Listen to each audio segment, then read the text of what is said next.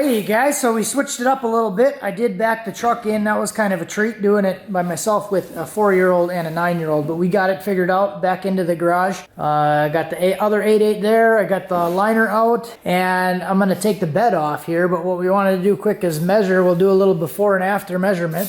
33 and a half about to the fender, 33 and a half ish to the fender. So that'll be our starting point. Here you go, bud. And this is kind of what it looks like before. So I'm gonna get the bed off and then we'll start working on swapping this thing into here. And I am glad that I took the time to flip this thing around. I think it'll be a lot nicer to work on with the bed off and then facing this direction, so that's good. All right, so just kind of brainstorming here, and I've never done anything like this. I really have no idea what I'm doing, so this will all be learning. But so I think I want to cut this whole section out. This is like the old spare tire well, basically.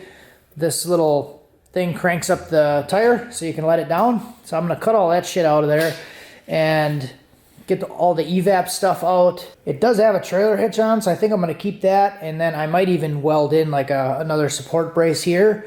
And I want to go with a fuel cell. I have a 20-gallon fuel cell, this guy right here. So I would like to maybe put the fuel cell in this area. And then I think I'm just going to cut like the shock mounts and all that stuff out. I'm going to cut the sway bar mounts out. I'll get the fuel tank out. So I think I'm just going to go nuts with a Sawzall and start hacking away at it. The more I cut out, the more I have to either fix or make new again. So that's kind of the idea behind it. And like all the brake lines are probably pretty close to junk back here, so I'll get rid of that stuff. The thing I think is interesting, if you guys have been here for a while, this little bracket that I put in to like prevent the axle wrap and the leaf springs, if you look at it, it's actually at an angle, and those U-bolts are bent. So if that kind of gives an idea of how much the axle is trying to wrap, it's actually pulling this section out and bending it. But those will be going away because everything's gonna be flipped, so I won't need that anymore. I might be able to repurpose this bar and put it like on the bottom side, but I would like to actually do, if I do anything like that, I would like to actually do,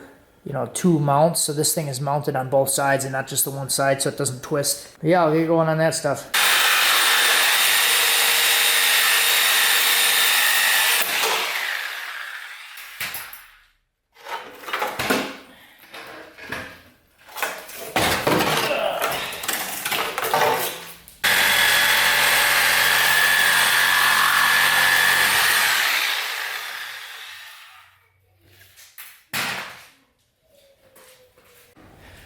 Alright, so this is with the sway bar in there.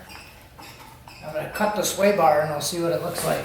How do you cut the way bar?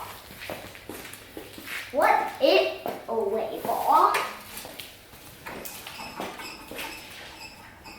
That's what the bar cut. I'm going to cut the sway.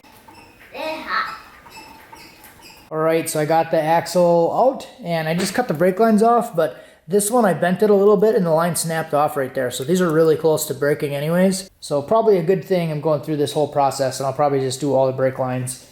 So I did leave this little back bracket on. I might just keep that there instead of having to box in the back end. And then if I do put the fuel cell in there, then there's a little bit of protection behind the fuel cell in case you get rear-ended and stuff. So I think I'm gonna stop here for the night. I got a lot farther than I thought I was gonna do. I ended up just cutting the U-bolts off because I put the impact on these and they didn't budge at all, and it's a different diameter axle, so I have to get new bolts and everything anyway, so I ended up just cutting them off. It was a lot faster. I was working on this thing, trying to get the leaf spring out, and my impact batteries are dead, so I have some PB Blaster on it right now. I'll let that soak, charge up the batteries, and I can start working on getting the fuel tank and all that junk out. Yeah, this line has got to be like ready to break.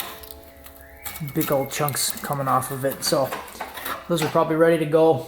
So next I'll get the wheels transferred over to this thing so I can roll it back under, and I'll come back out in the morning. Alrighty, so dilemma number 1. Well, 2 things. I noticed that there is a hole right here in this shackle, so I'm probably just going to end up cutting this off. I can't get any of these bolts to budge at all, so I'm probably going to have to drill or cut the bolts off. So I think I'm just going to cut the shackle right in half, drop this down, maybe get like a new bushing kit for the leaf spring, or I was even considering just getting new springs because they're all kind of rusted anyway. So not sure on my direction there, but I am gonna have to cut these things out.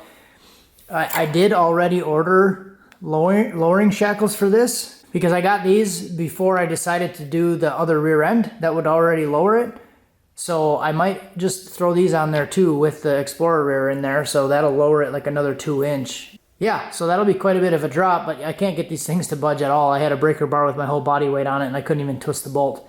So I'm just going to cut everything out of there, and we'll go from there. All right, so I do got the Explorer axle in. I just kind of have it up on the jack stands right now. I did end up cutting this shackle off of there. I still got to figure out how to get the rest of that crap off of there. But just kind of wanted to get the axle in there and eyeball it and kind of see how much lower we get. The frame was about flush with the wheels before, and it's about 3 3/4 inches lower now, so it was pretty close. So that's about 4 inches lower, and you can definitely see if you look at the, you can definitely tell if you look at the cab how much of an angle it has downward in the rear. So that should be good, and then I will put those other shackles on there, so that should maybe even be another 2 inches lower. This does have the helper add-a leafs in there, so that'll probably bring it back up a little bit. But overall, not too bad. So I think I'll end it here, and then I'll just kind of do some brainstorming and figure out what I want to do with this stuff.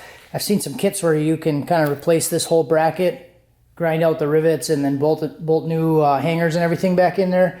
So I might do that. Then I could cut that stuff off, clean the frame up, and then bolt or weld new ones on. And they're not really that expensive to do it. I think it was like $60 for a set on each side, and then new leafs are like $100 a piece or something. So it wouldn't really be that bad to just kind of strip it all, clean the frame, and then put all new stuff on.